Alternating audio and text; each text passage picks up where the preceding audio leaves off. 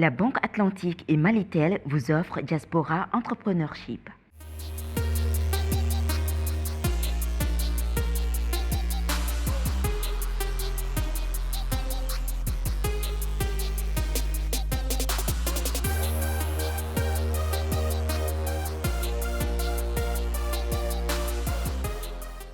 Après les présélections des porteurs de projets au sein de la Banque mondiale à Paris, les 3 meilleurs projets de chaque pays ont été retenus, à savoir 3 projets maliens, 3 projets sénégalais et 3 projets ivoiriens.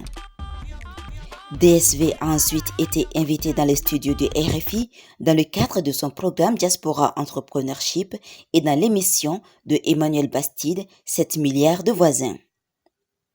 Cela est une occasion pour le directeur général de DSV, M. Papa Oumar Wane, d'expliquer les objectifs, la mission du programme Diaspora Entrepreneurship et de DSV, et aussi aux 3 porteurs de projets invités d'expliquer leurs projets. Nous vous invitons à suivre en images.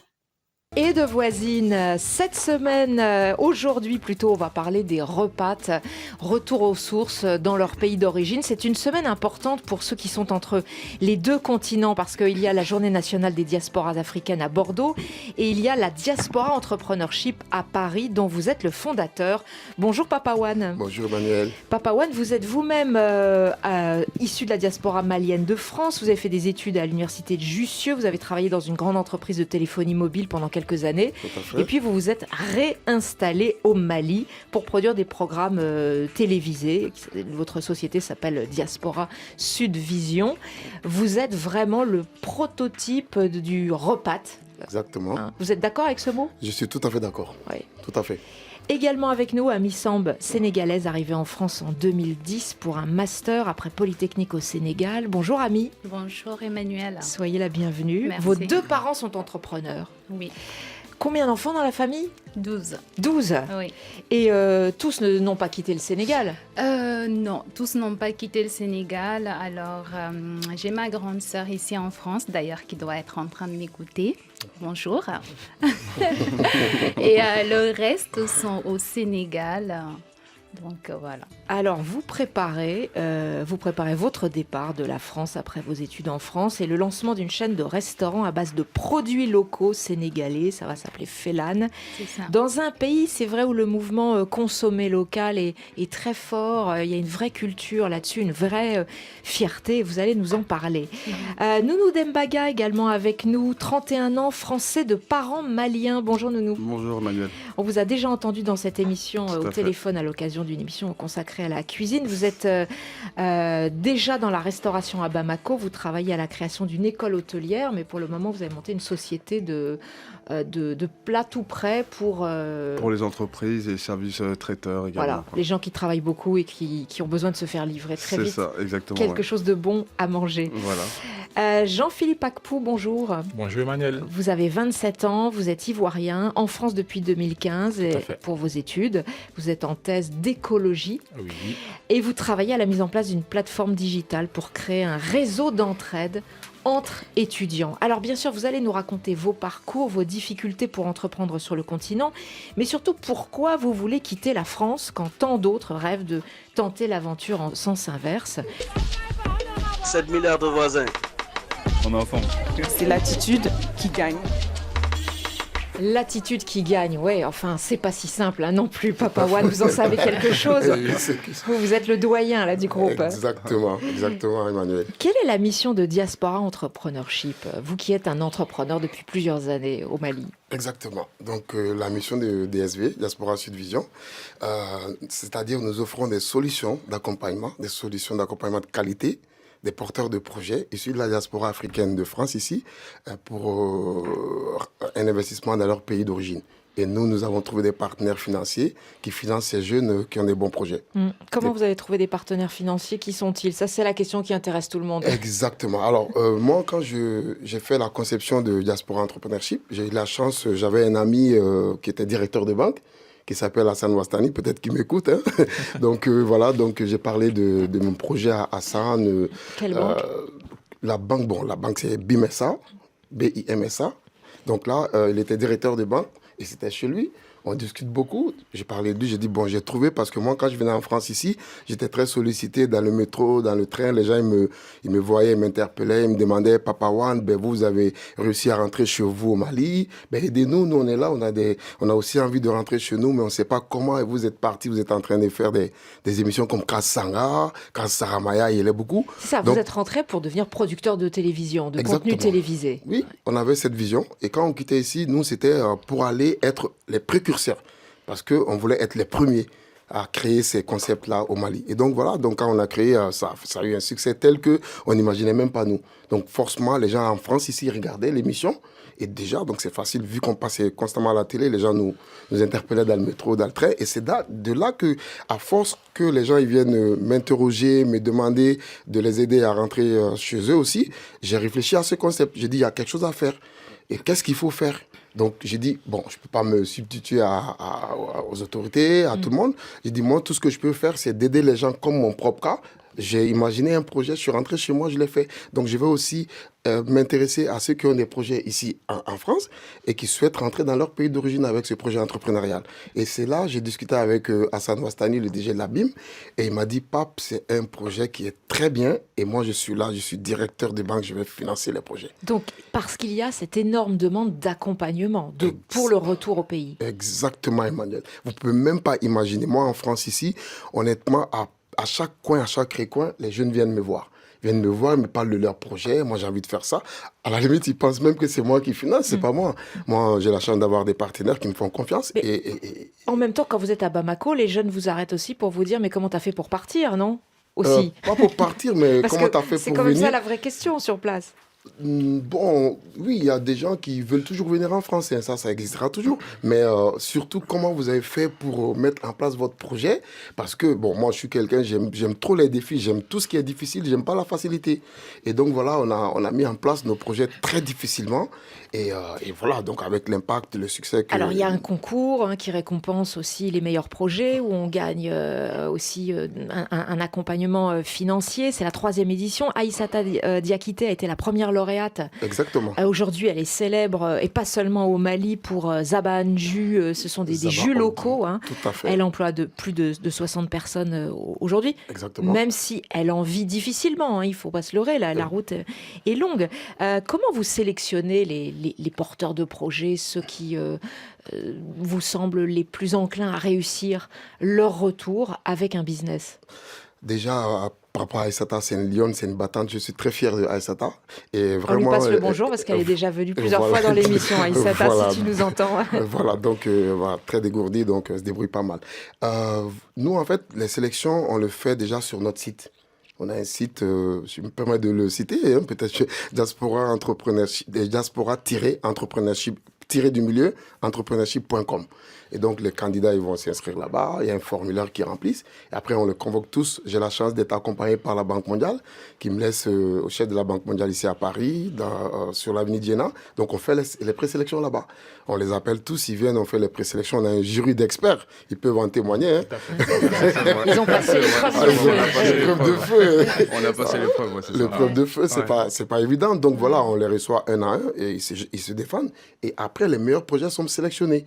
Et donc, du coup, après cette sélection, on les accompagne dans leur pays d'origine. Et c'est de là qu'ils vont être accompagnés, mis en relation, coachés. Et, on a des incubateurs partenaires qui sont sur place. On a nos partenaires financiers qui sont là-bas, les partenaires commerciaux. On a tous nos partenaires qui sont là-bas. Donc, c'est là que tout se passe. Dans le pays d'origine. Alors, il faut quand même que vous expliquiez à nos auditeurs qui sont beaucoup sur le continent africain, Ami Samb, Nounou Dembaga, Jean-Philippe Apkou, pourquoi vous voulez rentrer au pays, Ami Samb? Alors, pourquoi je veux rentrer au pays? Parce que tout simplement, à un moment donné, moi, je voulais faire plus. C'est-à-dire, je voulais donner plus. J'avais mon travail ici, j'étais bien payée, j'avais ma sécurité, mais à un moment donné... Vous avez été consultante pendant plusieurs années après le master en France. C'est ça, j'ai été consultante en tant qu'analyste finance pendant 6 ans dans le domaine bancaire et j'étais bien payée, j'avais ma sécurité, mais à un moment donné, moi, j'avais envie de plus. C'est-à-dire, j'avais envie d'impacter plus les gens. Et donc, dans cette envie-là, j'ai cherché quoi faire pour que ça puisse se réaliser. C'est dans ce sens-là où j'ai eu plusieurs idées qui me sont venues en tête. Donc, voilà. Avec notamment le projet de restauration, mais qui est un projet social. Ouais. On va en parler. Et les autres, Nounou Dembaga, vous n'avez jamais vécu au Mali. Alors, j'ai vécu au Mali, j'ai une expérience de 2 ans au Mali en 2003. Ouais, quand vous étiez adolescent. Oui, j'étais adolescent, donc c'était pas pareil. Ouais. J'avais été là-bas. Mais vous êtes né en France, je suis né en France, grandi en France, c'est ça. Ouais. Je suis né en France, grandi en France. Mais je pense que le retour, il se fait, c'est qu'à un moment donné, on est, pour être français né ici, voilà, on est un peu les deux. Donc on se cherche un petit peu, quoi. En étant français, on se dit qu'on est africain, et en étant africain, on se dit qu'on est français. Donc je sais pas, pour ma part, ça a été... Je sais pas, ça a été inné, ça a été automatique, et c'est aussi une façon peut-être de répondre à cette complexité de la double culture. Et puis voilà, donc j'ai fait ce que j'avais à faire ici en France. Donc j'ai créé une société qui s'appelait La Toque Noire, qui a eu un peu de succès, qui fonctionne d'ailleurs. Et j'avais cette envie aussi de pouvoir transmettre. Après des études de cuisine. Après des études de cuisine, voilà, c'est ça. Et pour vous, Jean-Philippe Akpou, il y avait un moteur particulier. Alors vous n'êtes pas encore rentré, vous terminez votre thèse, mais vous êtes déjà sur les rails d'un retour en Côte d'Ivoire. Tout à fait, oui. En fait, moi, tout simplement, je veux rendre l'appareil à mon État, en fait, à la Côte d'Ivoire, parce que ce que je suis, c'est entièrement la Côte d'Ivoire qui a permis à ce que je sois là. Vous avez fait le lycée en Côte d'Ivoire? J'ai fait le lycée en Côte d'Ivoire, j'ai fait une école de statistique, j'ai fait l'UNCA en Côte d'Ivoire, et ensuite, je suis allé en Algérie, grâce à une bourse du gouvernement, voilà, une bourse de mérite, bien sûr. Voilà. Et là encore, je suis financé par l'État ivoirien pour ma bourse. Du coup, pour moi, c'est limite... un devoir, voilà, de servir mon pays. C'est pourquoi, en fait, j'ai décidé de rentrer et de promouvoir mon projet. Alors, il y en a quand même qui disent que c'est compliqué, le retour. Comment est perçue la démarche du repat dans vos pays? Quelle est votre image? Est-ce que vous savez, Amy Samb? Alors moi, je pense que, en tout cas, moi, personnellement, je pense que c'est très bien accueilli. Parce que quand on part quand même de son pays, déjà, c'est pour une raison précise. Souvent, c'est pour aller chercher un peu plus de savoir, c'est-à-dire faire sa formation. Mais parfois, en fait, c'est pour chercher un avenir meilleur. Et quand on revient finalement chez soi, ça veut dire quelque part, on ne les a pas oubliés. Que quand même, on se projette dans l'avenir aussi avec eux. Et donc, moi, je pense que eux, en tout cas, moi, de mon expérience personnelle... c'est très bien accueilli et les gens sont super heureux de nous revoir et voilà. Je vous pose cette question parce qu'il y a 2 ans, on avait fait une émission sur une thématique un peu similaire. Un auditeur nous avait téléphoné en direct. Il nous appelait du Togo. Et il était rentré avec toute sa famille après plusieurs années au Canada. Il voulait monter une entreprise. Et on lui disait à Lomé, mais à quel échec quel est l'échec que tu as vécu au Canada pour que tu décides de rentrer? Est-ce que c'est encore aussi un peu comme ça, la mentalité, ou pas, Papa One? Non, pas vraiment. Au Mali, c'est pas ça. Nounou Dembaga. Bon, pour ma part, moi je pense que c'est un peu ça. Parce que quitter la France et retourner au Mali, bon, pour la papa, on m'a dit mais t'es fou, qu'est-ce qui se passe? Pourquoi tu viens ici? On comprend ici, c'est pas. la guerre. Voilà, ici, il n'y a rien. Tout le monde rêve d'aller en France et vous revenez de l'autre côté. Donc nous, en fait, on est animé par un espoir aussi de contribuer au développement de notre pays. Ça veut dire de créer de l'emploi, voilà, parce qu'on a cette double culture qui fait que voilà, on a des automatismes et des savoir-faire qui font qu'on peut apporter quelque chose concrètement au pays. Donc en termes d'emploi, de formation des jeunes qui sont là-bas. Donc pour ma part, moi aussi, j'ai une famille qui est là-bas, mes parents, mes petits frères. Donc voilà, c'était aussi dans cette démarche-là de pouvoir leur offrir un avenir de par eux-mêmes et pas attendre forcément de l'autre côté qu'on leur envoie tout le temps comme on fait traditionnellement pour aider la famille. Mais c'était aussi de pouvoir les aider à entreprendre et à développer, quoi. Nounou Dembaga, puisque votre business a déjà démarré, vous êtes au Mali depuis un an et demi maintenant. Certains jeunes, et pas seulement des repas, des jeunes qui sont restés sur le continent, disent quand on démarre une entreprise, quand on est jeune, c'est très difficile de se faire payer. Au Mali? Par les clients. Sur le continent africain, pas spécifiquement au Mali. Bon, après, ça dépend de la manière d'approche, mais c'est vrai, il y a ce côté social, au fait, qu'il y a en Afrique, qui est très, très bien. mais qui, pour ma part, je trouve qu'il y a un peu trop et qui fait que ça handicape. Mais du fait certaines d'un choses. conflit intergénérationnel, parfois? Oui, je pense, oui, le mot, c'est un conflit intergénérationnel, c'est vraiment ça, au fait. Ouais. On est Les en plein petits dedans. jeunes, là, on va profiter d'eux, on va pas les payer, c'est ça? Oui, il y a ça, oui, bien sûr. Ça arrive. Nous, on a eu un cas comme ça quand on est arrivé. C'était très difficile. Mais c'est vrai que les gens étaient C'est-à-dire? contents. Déjà, on va dire, la population, enfin, vu le concept qu'on a mis en place qui s'appelait Kasanga, tout le monde était content de ce concept-là. Les gens étaient contents de notre retour, de ce qu'on a mis en place pour eux, parce que ça profitait on a quand même la chance et on a une chance, notre métier, c'est de permettre aux autres de réaliser leurs rêves. Moi, je me dis que je fais l'un des plus beaux métiers du monde, parce qu'à chaque fois, on détecte des talents et on les aide à réaliser leurs rêves. Donc, il y a des chanteurs qui sont sortis dans Kasanga et tout ça. Aujourd'hui, moi, je suis très fier en les voyant s'épanouir et gagner leur vie à travers ma contribution, ma petite contribution. Donc, pour dire que nous, quand on était partis au Mali pour Kasanga, les jeunes étaient tellement contents que, comme dit Noumou, c'est vrai qu'il y en a qui disent « Ah, vous êtes fous, pourquoi vous quittez la France, vous venez ici ?» C'est vrai, mais ça dépend de ce que tu es venu faire. Nous, par rapport à ce qu'on est venu mettre en place, c'était Kasanga et les gens étaient contents de consommer Kasanga et c'était tous les vendredis, c'était le plein du palais de la culture, c'était une effervescence totale partout dans le pays et même ici en France, les gens de la diaspora, ils suivaient Kasanga. Donc, quelque part, les gens ont voulu s'identifier à nous. Ils aimeraient faire le même trajet qu'on a fait. Que vous ont appris vos expériences professionnelles en France, puisque vous avez étudié, vous avez aussi travaillé en France. Est-ce que ça donne un plus ou ça crée aussi parfois un décalage dans la façon de travailler, d'appréhender l'organisation du travail, tout ça? Réellement, là, sans langue de bois, comment vous vous situez par rapport à ça, Amy Samb? Moi, personnellement, je dirais que c'est un gros plus. En tout cas, moi, de mon expérience, parce que j'avoue que, en tout cas, dans toutes les entreprises où je suis passée, ou même dans ma boîte de conseil en tant que telle, en fait, ils m'ont donné quand même pas mal d'outils personnels. Ils m'ont quand même aidé à développer même des qualités personnelles que je n'avais peut-être pas découvert. La rigueur, l'organisation. Tout à fait. Je suis une maniaque de l'organisation. Donc, et parfois... Mais ces qualités-là, elles étaient en vous, c'est ça, mais vous les avez révélées? Je pense que personnellement, je les ai peut-être développées. Je sais pas, je pense pas qu'on est avec, mais je les ai développées et franchement, j'en suis très heureuse. Donc vous êtes une enquiquineuse quand vous rentrez au Sénégal, oui, c'est ça? c'est ça. C'est effectivement ça. C'est vraiment ça le bon terme, parce que parfois, je me rends compte, par exemple, des gens qui annulent des rendez-vous à 1 semaine ou à 2 jours. Moi, c'est des choses qui peuvent, que je n'arrive forcément pas à comprendre. Donc, voilà, c'est vraiment un côté que je suis heureuse, en tout cas, d'en parler. Donc, Ouais. Et ce décalage, Jean-Philippe Akpou, comment vous le vivez, vous? En fait, il n'y a pas un décalage, en fait, puisque moi, j'ai grandi dans une famille, en fait, où mon père, il est enseignant. Du coup, c'était la rigueur depuis le bas âge. Vous avez fait le geste, d'ailleurs, c'est carré. Ouais, c'était vraiment ça. Voilà, fallait étudier, fallait bosser et fallait arriver à l'heure à l'école. Du coup, j'ai été entraîné dans cet élan-là depuis tout petit et j'ai eu à développer aussi dans mes expériences professionnelles ici. Voilà.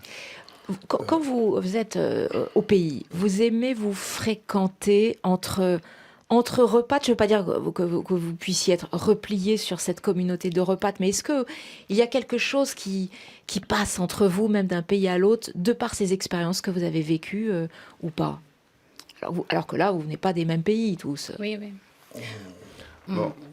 Oui, je pense qu'on a des choses qui se rejoignent, en fait. On a des points de convergence qui se rejoignent un peu. Donc voilà, là-dessus, en fait, on échange. Et puis ça fait du bien aussi, je pense, pour ma part au Mali, de retrouver des repas et qu'on retrouve les mêmes problématiques. On se dit, on n'est pas seul. Vous aimez partager quoi comme galère, par exemple? Vous venez de dire l'expérience. Vous venez d'évoquer quelque chose. Je dis qu'on a ce côté français en nous, en fait, qui vient, où on est quand même assez pragmatique. Voilà, on veut que tout soit organisé, on veut que ça aille vite. Et complètement la différence en Afrique, en Mali pour ma part, c'est pas ça du tout. En fait, c'est notre école, on apprend autre chose. Quand je suis arrivé au Mali, il y a quelqu'un qui m'a dit c'est l'école de la patience et de l'endurance. Donc, c'est pas un cliché? Ah non, pas du tout. Là, il était dans le forêt, mais à 200%, c'est complètement ça. Donc on apprend autre chose, en fait, on apprend d'autres vertus, donc la résistance, parce qu'il faut, la ténacité et la patience. Le plus dur, je pense, c'est la patience. De toute façon, il en faut dans le business. Hein. Ouais. Pour moi, des deux côtés, on gagne. On gagne, il y a des qualités ici, il y a des choses très avantageuses ici en France. En France, on apprend la rigueur, on apprend le professionnalisme, on apprend à compter sur soi-même, à ne pas compter sur les autres. Et donc, fort de tous ces qualités-là, quand on part au Mali, moi personnellement, je ne peux pas compter sur quelqu'un. Moi, je peux pas, quand je fais un travail, j'aime mon travail, je le fais de manière professionnelle et je fais en sorte que ça soit bien fait et que les gens ils voient que ça c'est bien fait. Donc, ça, c'est des choses au Mali. Donc, vous êtes un individualiste pour vos compatriotes. Non, pas, en fait, c'est des valeurs que j'ai eues ici. Tout n'est pas positif ici aussi, hein, mais les valeurs positives que j'ai acquises en France, donc je m'en sers en Afrique. En Afrique aussi, il y a beaucoup de choses qui sont pas mal, mais il y a des choses qui sont pas bonnes aussi. Donc ça dépend, on joue entre les...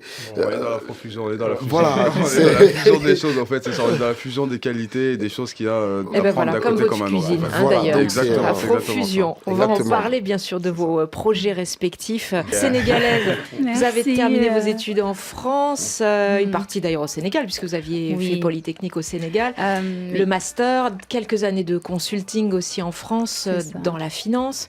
Et puis maintenant, donc, il y a ce projet qui vous tient à cœur, à Missambe, Félan, c'est-à-dire de la restauration. Pourquoi ça s'appelle Félan d'ailleurs ? Alors, Félan, c'est un nom inspiré de mes origines sérères, parce que je suis sérère. Comme je vous le disais en fait. La famille est de la région de Bambey. Voilà, c'est ça. Je viens d'un petit village. Je suis née dans un petit village qui s'appelle Dimbungoy, dans la région de Diourbel, au centre du Sénégal.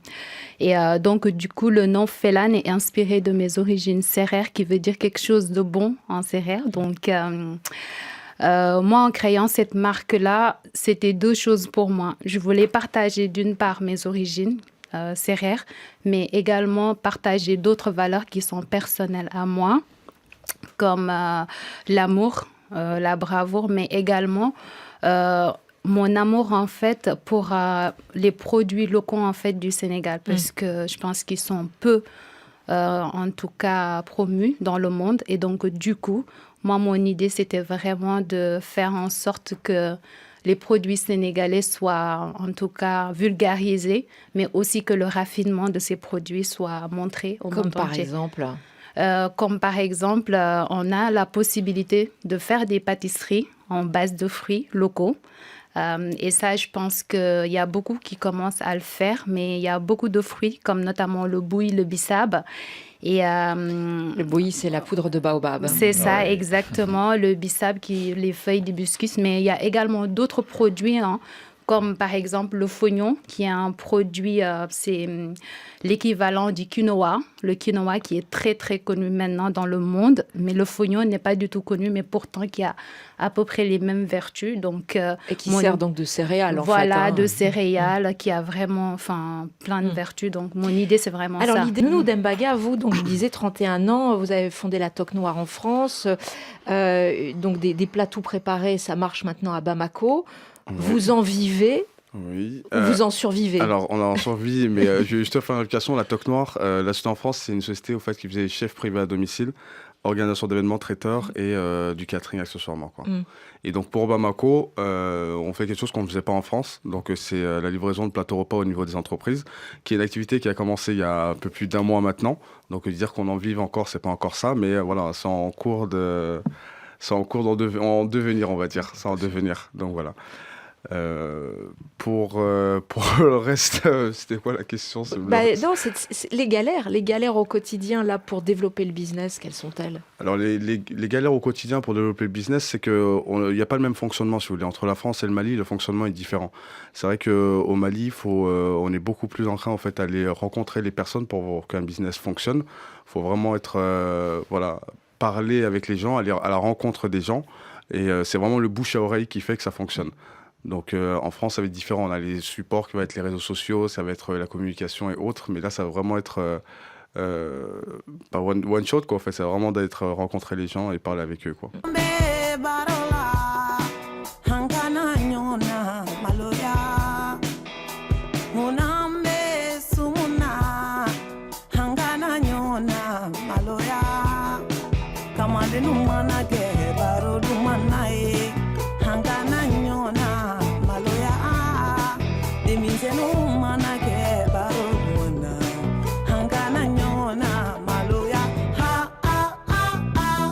Est-ce que les repas peuvent faire évoluer l'écosystème des PME dans vos pays respectifs? Est-ce que vous, à votre échelle, vous pouvez changer quelque chose? Il nous reste quelques minutes. Bien sûr, je pense que oui, complètement. Ami Samb. Je pense que oui. En tout cas, on a, comment dire, notre participation. Je pense qu'avec notre participation, ça peut impulser quelque chose de positif. Jean-Philippe Akpou. Et moi, je suis tout à fait aussi d'accord avec Ami Samb. En fait, ce qu'on va apporter de nouveau dans l'écosystème des PME, dans nos différents pays, en fait, c'est tout ce qu'on a appris étant à l'extérieur. On parlait tout à l'heure de la rigueur, de la diversité de notre professionnalisme. C'est toutes ces qualités-là, toutes ces skills qu'on a appris à l'extérieur au niveau du professionnalisme.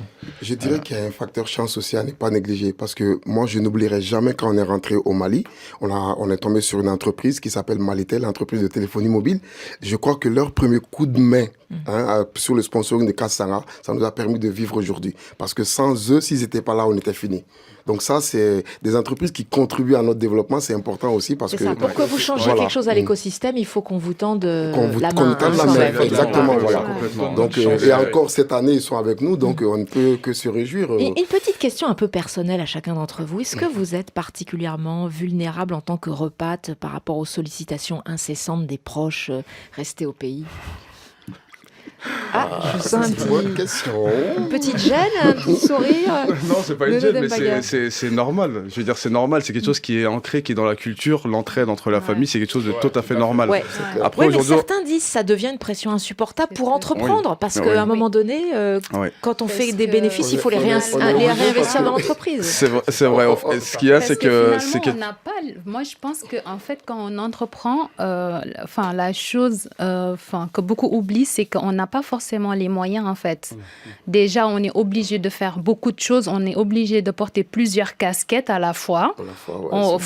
Et de plus, on n'a pas les moyens, en fait. Ça fait quand même plaisir, parce que, imagine, voilà, moi, par exemple, ma petite maman, elle est là, elle regarde tout ce que je fais à la télé, et elle est contente quand il y a un partenaire qui est là. Ah, pape, tu as eu ce partenaire dont je veux ma part. Donc voilà. C'est une pression assez énorme. Et ça, c'est sur tous les plans, en fait, parce qu'il y a des personnes qui t'écrivent pour demander des conseils, alors que nous-mêmes aussi, on en demande. Et puis, ça ne va pas s'arrêter après le passage de l'émission. Il y a beaucoup d'amis aussi qui souhaitent faire la même chose. Moi, il y a beaucoup d'amis qui viennent me voir et souhaitent faire la même chose. Un message à faire passer à ceux qui nous écoutent. Alors moi, le message que il nous reste 5 secondes. 5 secondes. Moi déjà, je crois je suis quelqu'un qui a beaucoup de chance quand même dans la vie. Et je profite de pas mal d'opportunités qui s'offrent à moi, comme par exemple être sur le plateau de RFI en ce moment. Donc je salue tous mes amis qui m'écoutent là. Et en tout cas, c'était un plaisir pour nous de vous accueillir. Vous êtes tous rafraîchissants, plein d'optimisme et d'ambition. Merci à vous tous, Papa Wan, Ami Samb, Nounou Dembaga, Jean-Philippe Akpou.